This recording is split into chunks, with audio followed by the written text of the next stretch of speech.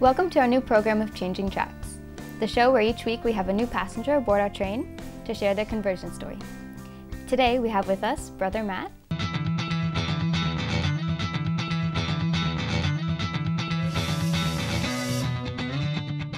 Welcome, Brother Matt. Thank you. If you could just tell us a little bit about yourself, where you're from, how old you are. Of course.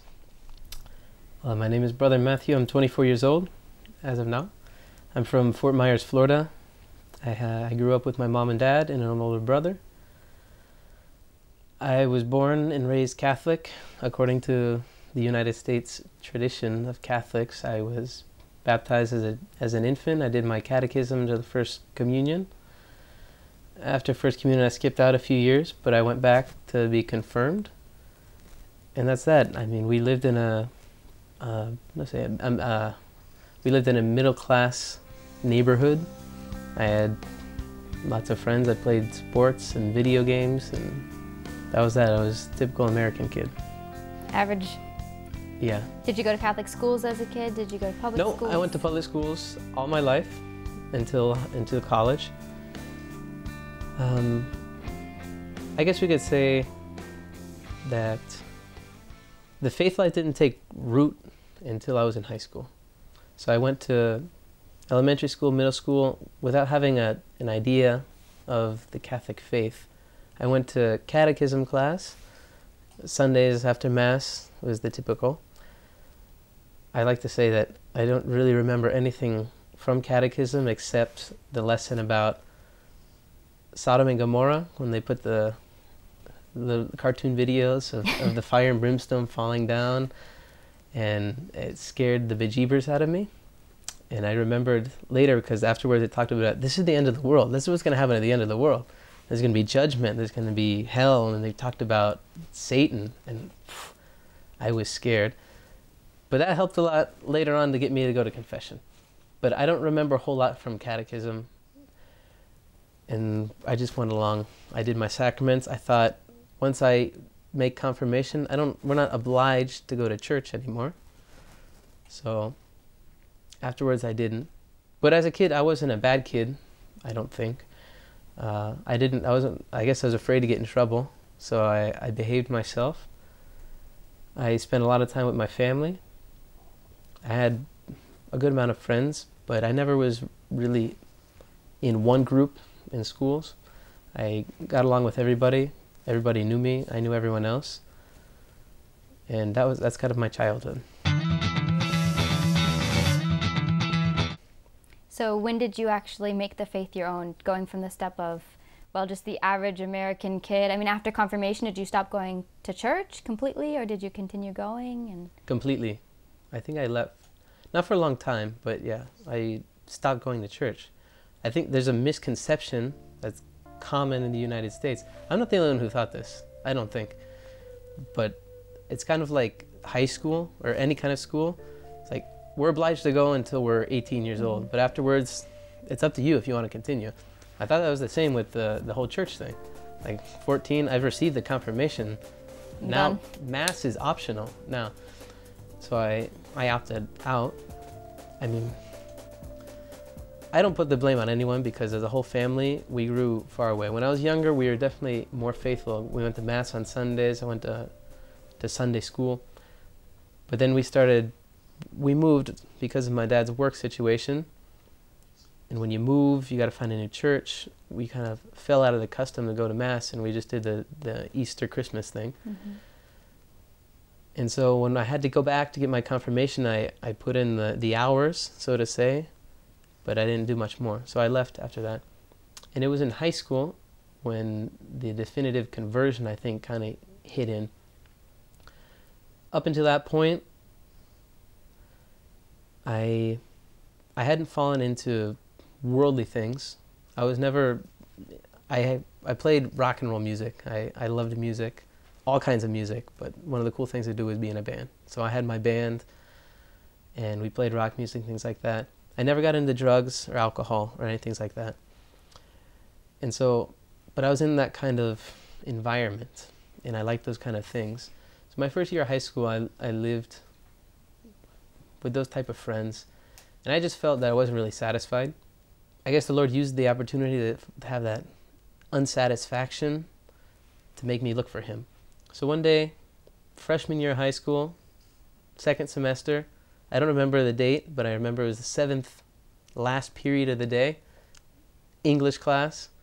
I sat where I always sat, next to the girl I always sat next to. Her last name was Nichols, mine's Nobrega. We're always together. Mm. She's got a binder on her desk, and it has music. And I loved music. So I was like, oh, what's that? Music, finally. And it was, oh, it's my music from church. And just like that, it was like the spark opened. It was like the seed was planted. And the thought came into my head, I haven't been to church in a long time. I mean, in the eyes of the world, maybe 1 year isn't a long time. But for me, it's like, I haven't been to church in a good while. So that night, I went home and straight to the internet. My parish's name, OurLadyOfLight.com. And thanks be to God, my parish has that exact website. I looked for the Mass times, and I went to my mom and said, Mom, can we go to Mass this Sunday? And she, sure, yeah, why not? Of course. So from that moment, I was 14 years old. From that moment, I've been going to Sunday Mass ever since. I think I may have missed Mass when I'm on vacation, but I was in kind of like that tension to go to Sunday Mass every Sunday. And at first, I was kind of ashamed. I went to Mass, and even my mom, she wasn't going to Sunday Mass beforehand, but at least she knew the responses to Mass. I went, I didn't know how to say the creed. I didn't know how to say the glory. The things, like, I felt left out almost. Yeah. And it gave me a little bit of jealousy and envy to want to learn the faith. So that was the beginning. And then that, little by little, started with Sunday Mass. After a while, probably listening to Catholic radio or watching EWTN, I realized I got to go to confession. I had never made a confession before. This is another good story. Oh, wow. That children, when they make their first Holy Communion, it's important that catechists teach them what sin is and make sure they understand what they're doing, because everyone had to do the first confession, but I had no idea what we were doing. So I just know you have to go talk with the priest before you make the first confession. It's like, oh, which priest do you want to go? It's like, oh, I want to go to Father so-and-so. Yeah. And so I got in his line, and I went in there, and it's like, well, Mom, what do I say? Oh, you walk in. She probably told me, like, bless me, Father, if I sin, but in one ear, out the other. I walked in. Hey, Father, do you have anything that's bad in your life that you like to tell me? I said, well, my brother beats me up a lot, stuff like that. I think he gave me the absolution for that, and I made my first Holy Communion. But I had never made a confession in my life. So that was a huge step. I was afraid, but I remember it was a beautiful day. So I asked my mom. She drove me there. She hadn't been to confession in a long time either. So she was like, "Wow, all right, I'll drive you to church." And I remember running around the halls of the church looking for the priest.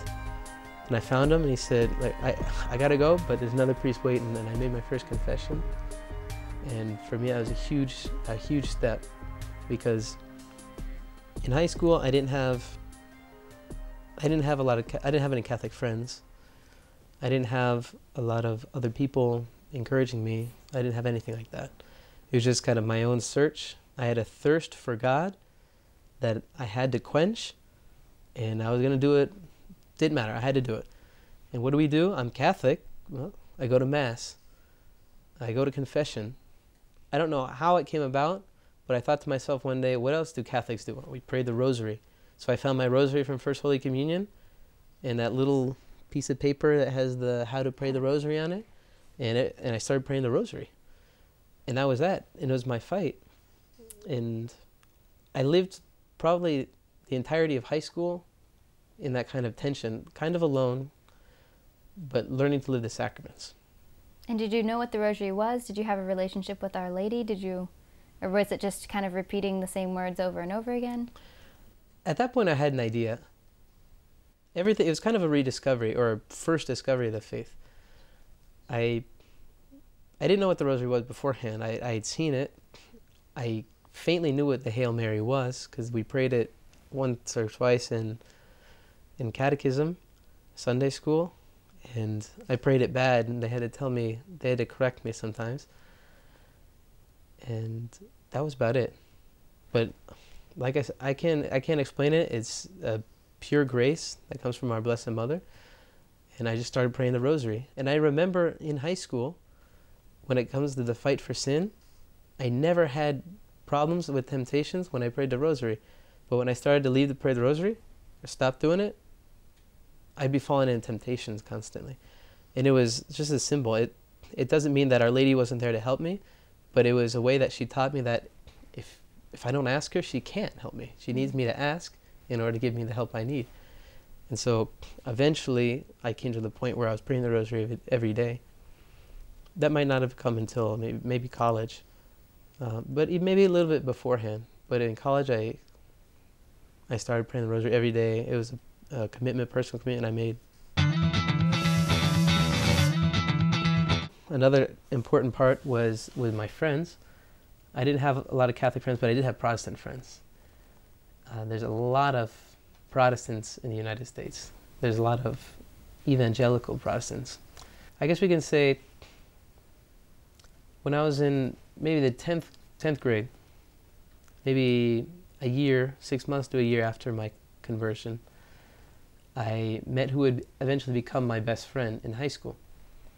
And he was also recently out of conversion, but he to the Protestant church. In fact, he was baptized in one of our local pools. But he was a good friend of mine, and I remember we'd get together and we'd talk about the faith constantly. And he'd give me like his Protestant books, and I'd give him Catholic preachers and Catholic books. And we talk a lot, and I always used to say, you know, one of these days you're going to become Catholic. And he never believed me, but he did in the end.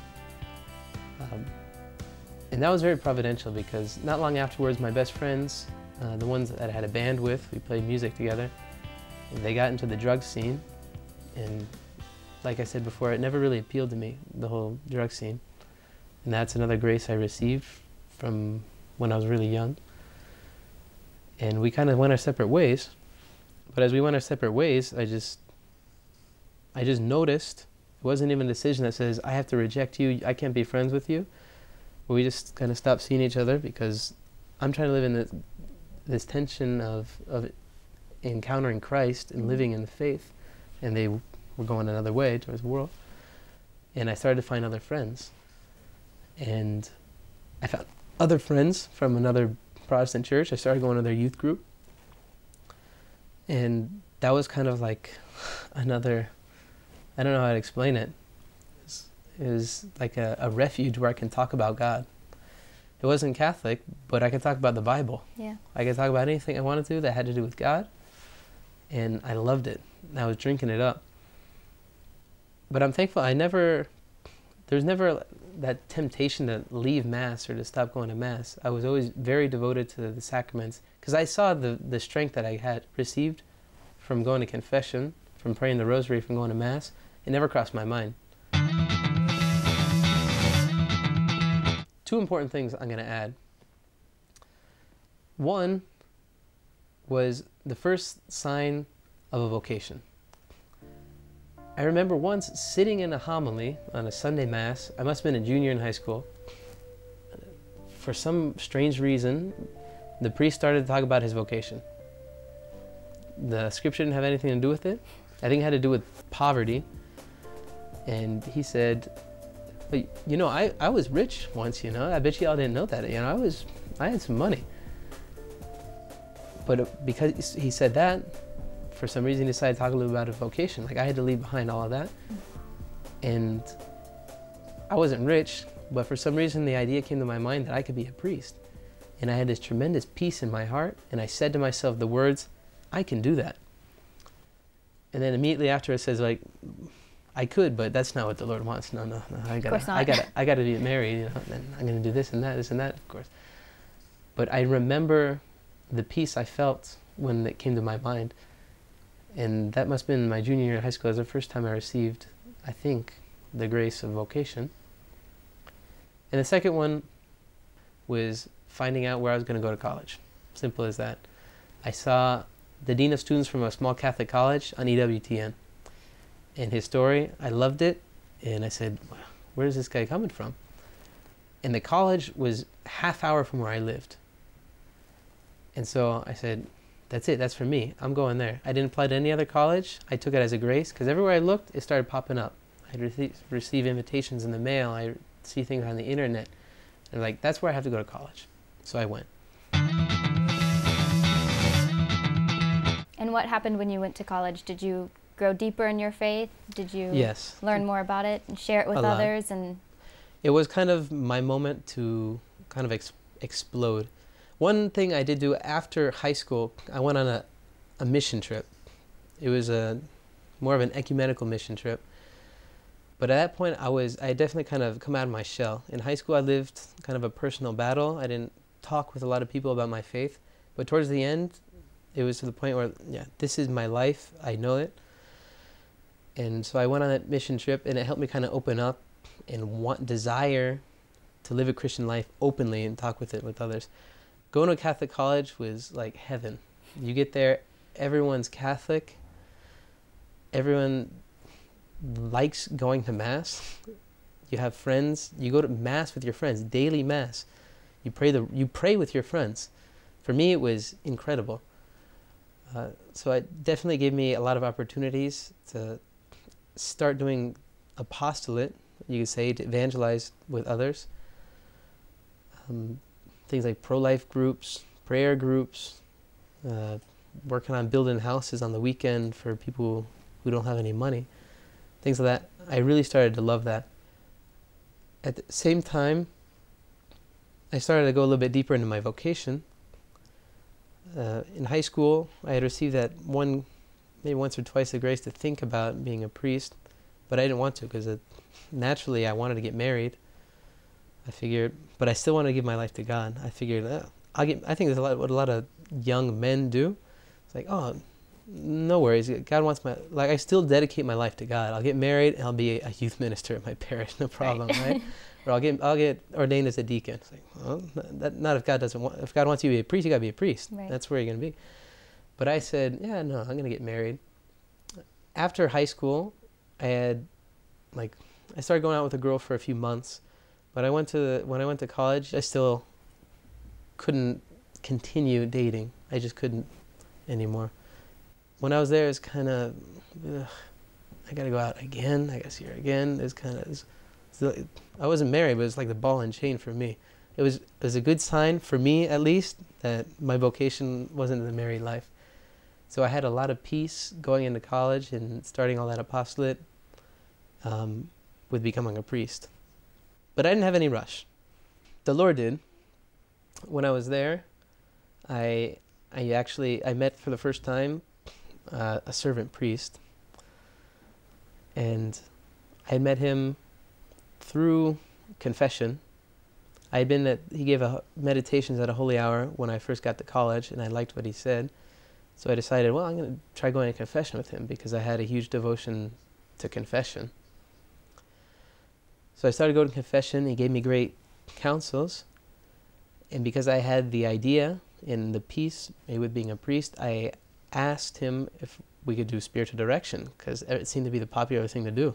As a Catholic college, I never heard of spiritual direction before. But it's like, oh, yeah, you got a spiritual director. All right.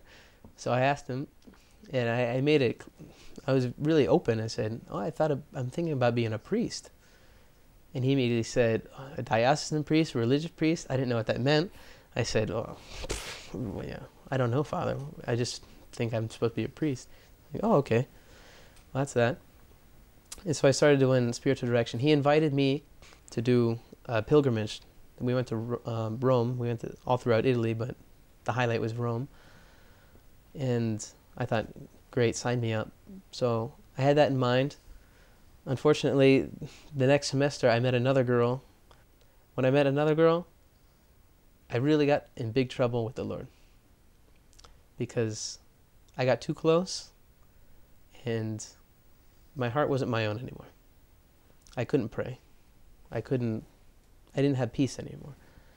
And so when I went on pilgrimage with the servant brothers, my heart was really divided. But I was determined to know what the Lord wanted from me. Was I going to be a priest or was I going to get married?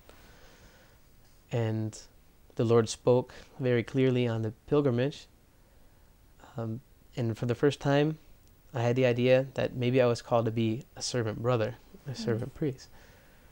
And I didn't want to hear that in the moment, because I was determined to know, but I wanted to know the way I wanted to know. So that was when I received my vocation.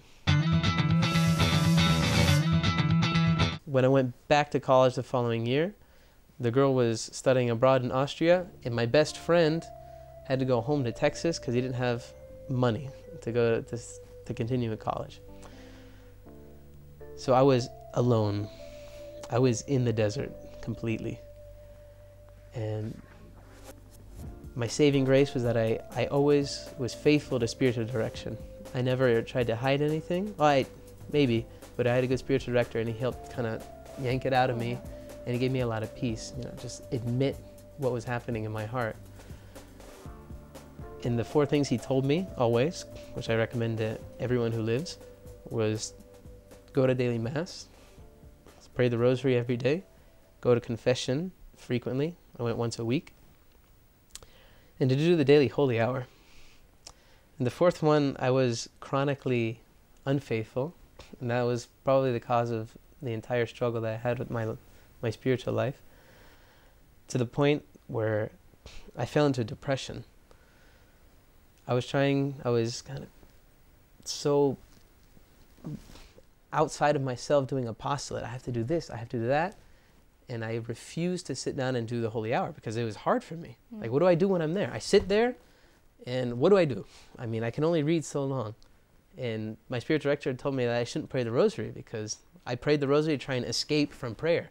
By just saying words, I wasn't listening. So I was escaping. I was trying to escape in things, lots of things. And I fell into depression physically. I mean, I'd go to daily mass, but after daily mass, I remember one day one of my friends came and said, "Matt, are you okay? Like, you look depressed." And this is after receiving the sacrament of sacraments, the treasure of the church, joy in your heart, and I'm depressed. So that was a big sign. And thankfully I had friends, girls, who were at the same time discerning vocations. And some of them had already entered and surrendered their lives as servant sisters. And finally, another one entered as a servant sister. And I had the custom, because I was a member of the Home of the Mother of the Youth, the lay movement. Sometimes I go and I'd eat dinner with those girls, because they had their residence on campus. So the day after the girl entered, the sister, she walked in, she had this huge smile on her face. She was joy everywhere. And it kind of planted another seed in my heart to make me ask the question before the Lord, why is it that I'm struggling here like an idiot, because I have everything I need. I'm just being stupid and I'm being stubborn, and she's full of joy. I mean, what's the difference here? So I went to the chapel that night, and I opened the Bible to Isaiah 55. And the whole chapter is beautiful, but the words that really struck me were, you need to call on the Lord while he may be found. And I realized that the Lord had given me a vocation. I was where I needed to be, but I didn't answer. I didn't call on the Lord when he was there present to me. And I broke down in tears there in the chapel. And from that point on, there's kind of a healing process. But I started to be faithful in my daily holy hour. And I received peace again. Thanks to prayer, I did a silent retreat for a weekend. And I had peace in my vocation. And shortly after, it would have been 6 months after that pilgrimage. There's a lot that happened in 6 months, but it happened. And then that Christmas, I entered as a servant brother. And since then, I've tried to live faithfully. I haven't looked back. I try to live from that moment, having received that bit of a chastisement from the Lord for running in the beginning. It was a good, firm, solid proof that I was called to be a servant brother. So since then, I've tried to live as if I had perpetual vows, And that's where I am now.